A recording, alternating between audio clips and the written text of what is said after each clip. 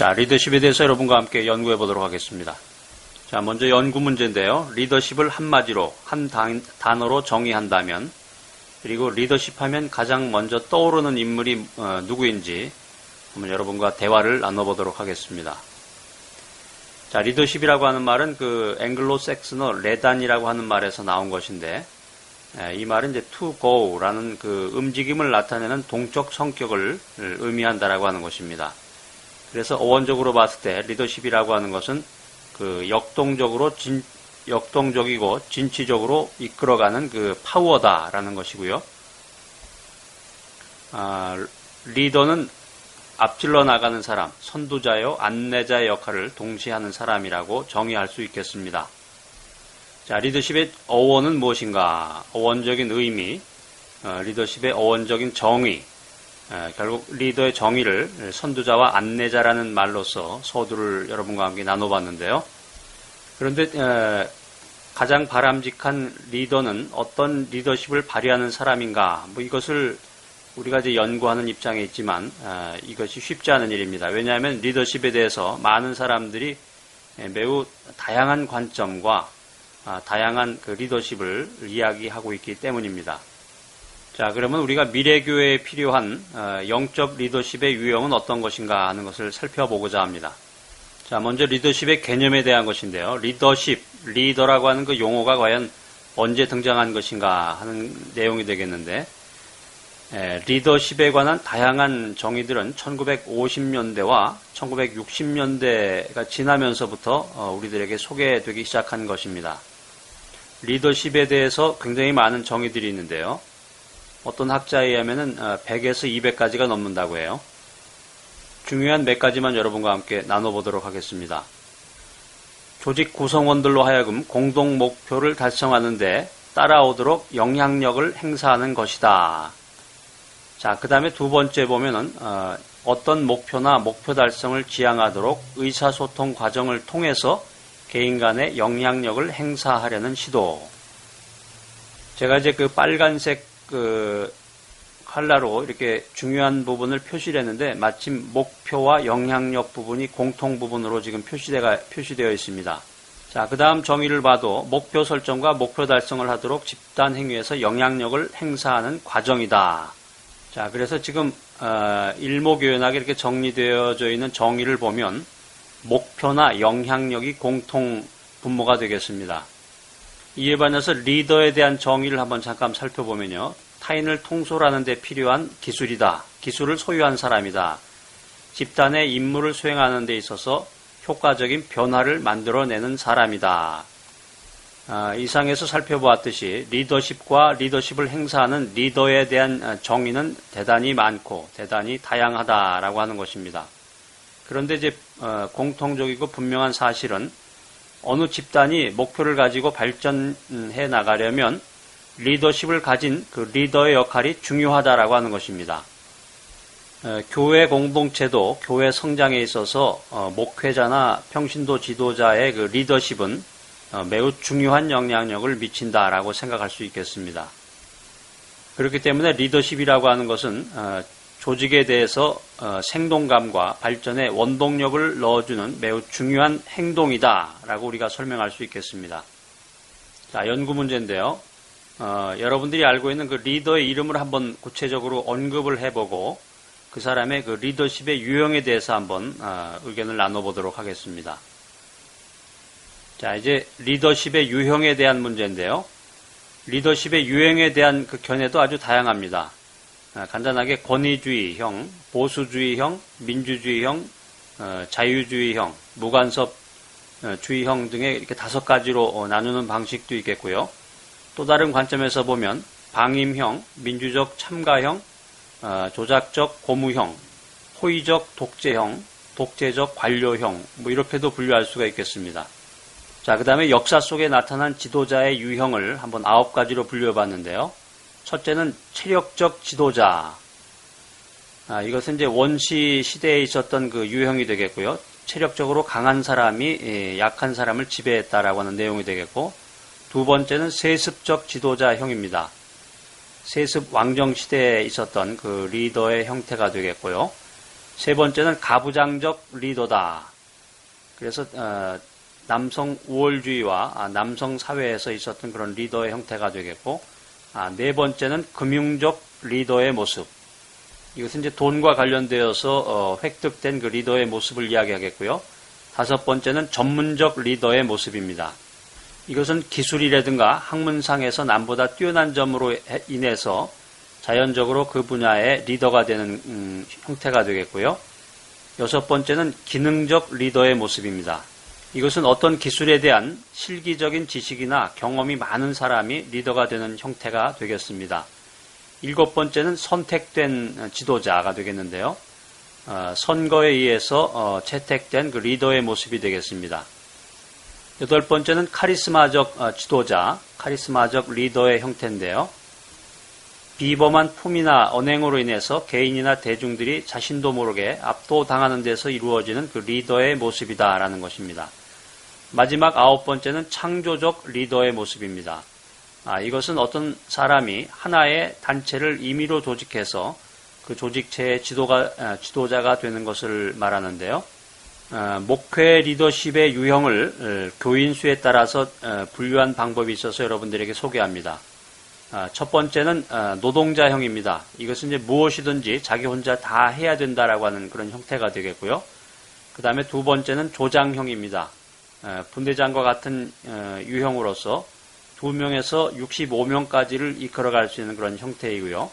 세 번째는 감독형입니다. 교회의 모든 일을 감독하는 그런 형태가 되겠고, 이것은 이제 66명에서 한 150명 정도의 교인들을 관리할 수 있는 그 유형이라고 분석되고 있습니다. 그 다음 네 번째는 중급 경영인형인데 150명에서 450명까지의 그 교인들을 관리할 수 있는 그런 형태가 되겠습니다. 다섯 번째는 상급 경영인형인데 이것은 이제 450명에서 1000명까지의 교인을 대상으로 하는 그 목회 유형이 되겠습니다. 마지막 여섯 번째는 회장형이 있습니다. 1000명 이상이 모이는 교회 목회를 할 때 요구되는 그 유형이라고 합니다. 우리가 가장 일반적으로 구분되는 그 리더의 유형은 레빈과 리피트 그리고 화이트에 의해서 제시된 전제형, 민주형, 자유방임형 이 세 가지 유형 구분을 우리가 많이 쓰는데요. 전제형은 지도자가 결정을 강요하는 것이고 민주형은 지도자의 도움을 받아서 토의에 의해서 결정하는 것, 자유방임형은 구성원들이 자유롭게 결정하는 그런 결정의 그 스타일이 되겠고요. 그 다음에 이제 전제형에서의 목표는 지도자에 의해서 목표가 수립이 되는 것이고, 민주형은 지시된 것들 중에서 구성원들이 선택하는 것, 자유방임형은 구성원들이 목표를 설정하는 것이 되겠습니다. 자, 그래서 이제 전제형, 민주형, 자유방임형 중에서 장단점을 간략하게 구분을 해보면, 전제형의 장점은 업무가 신속히 처리된다고 하는 것입니다. 그 다음에 이제 통일성을 유지할 수가 있겠고요. 위급한 상황에서 효과를 발휘한다라고 하는 것입니다. 이에 반해서 전제형의 단점은 구성원의 사기 저하와 자발적인 협력을 기대하기 어렵다라고 하는 것입니다.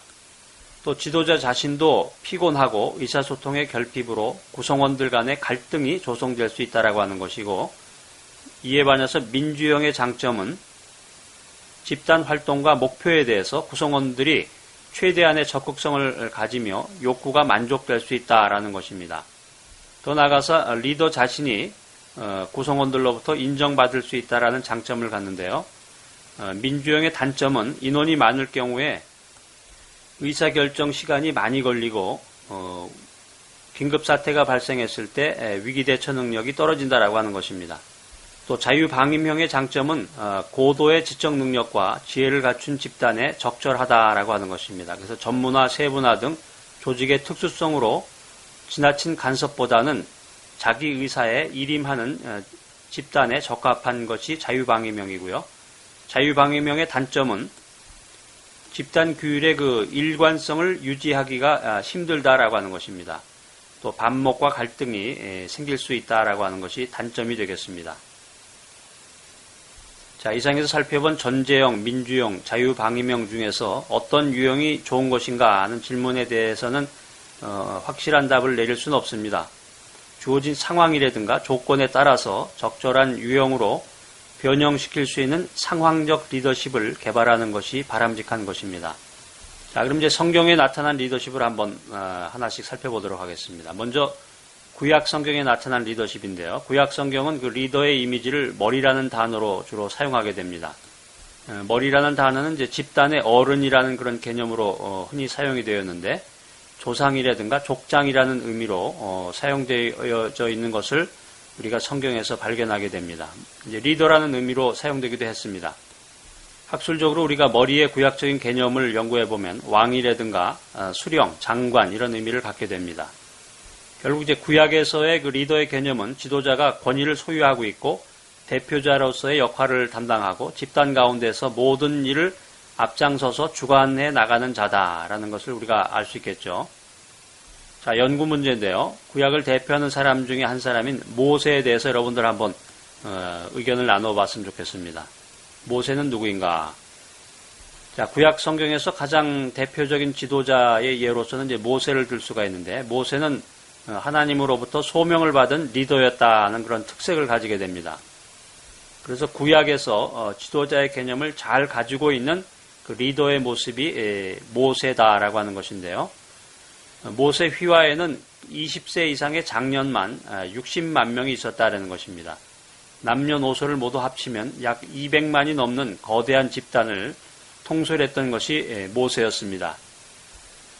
자, 이런 형편 속에서 모세는 출애굽기 18장 21절 이하에 보면 제가 한번 읽어보겠습니다. 그대는 온 백성 가운데서 제덕이 겸전한 자, 곧 하나님을 두려워하며 진실무망하며 불의한 일을 미워하는 자를 뽑아서 백성 위에 세워 천부장과 백부장과 50부장과 10부장을 삼아 그들로 때를 따라 백성을 재판하게 하라는 그 장인 이드로의 권면을 어드바이스를 받아서 리더의 역할을 수행했던 것입니다. 자, 연구 문제인데요. 모세가 수행해야 할 가장 중요한 일은 무엇이었을까? 모세가 수행했던 가장 중요한 일은 첫 번째, 그가 이끌고 있었던 그 백성들을 위해서 기도하는 일이었습니다. 두 번째는 하나님의 말씀을 가르치는 일, 세 번째는 백성들에게 모본을 보이는 일이었고요. 마지막 네 번째는 그의 책임을 분담하는 일이었습니다. 자, 이어서 이제 신약 성경에 나타난 리더십에 대해서 여러분과 함께 연구해 보도록 하겠습니다. 신약 성경에 나타난 리더의 모습은 종으로서의 모습입니다. 구약 성경의 지도자상과 역할은 머리 개념으로서 설명을 했다면 신약 성경에 나타난 그 리더의 모습은 자기 자신을 포기하는 종의 형상이다라는 것입니다.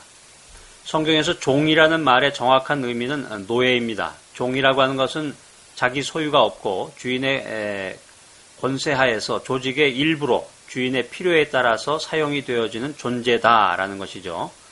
여기는 이제 절대 겸손과 복종, 자기 부정의 원리 등을 내포하고 있는 것입니다. 자, 그래서 신약 성경에서 가장 대표적인 그 지도자상은 예수님이라고 할 수 있겠습니다. 그렇지만 예수님의 봉사는 노예 근성의 형태는 아니었고 겸손했지만 거룩함을 찾으신 분이 예수님이셨다는 것입니다.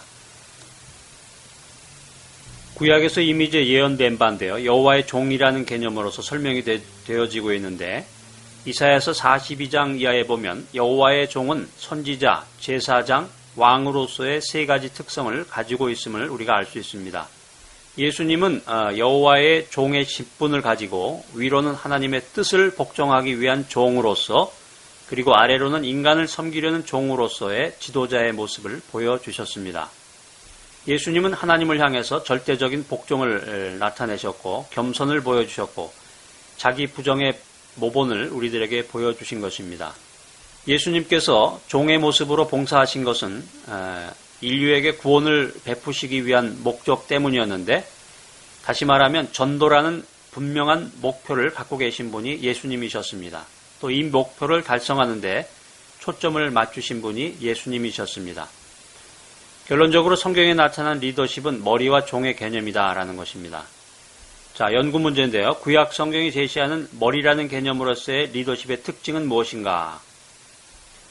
구약 성경이 보여주는 머리라는 개념으로서의 지도자의 개념에는 다음과 같은 특징들이 있습니다. 자, 첫 번째로 지도자는 계급 제도 및 정치적 영역 안에서 대표자로서의 권위를 소유한다라는 것입니다. 두 번째는 물리적인 힘을 바탕으로 한다는 것이고, 세 번째는 기본적인 관계성 정립에 유의했다라는 것이고요. 네 번째는 진취적 결단력, 다섯 번째는 정직성, 여섯 번째는 전략가로서의 행동을 보여주었다라는 것입니다.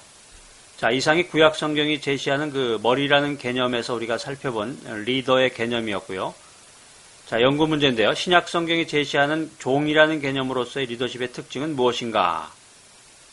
제가 설명을 드리기 전에 먼저 여러분들이 충분히 연구를 한번 하셨으리라고 생각을 하고요. 신약 성경이 제시하는 종이라는 개념으로서의 그 지도자상은 다음과 같은 특징이 있는 것입니다. 첫 번째는 하나님과의 기본적인 관계성 정립에 유의했다라는 것입니다. 두 번째는 복종이 되겠고요. 세 번째는 자기 부정입니다. 네 번째는 겸손이 되겠고, 다섯 번째는 자신의 영적 권위를 나타낸 것이 특징이 되겠습니다. 자, 성경적 리더십의 유형에 대해서 여러분과 함께 연구하겠습니다.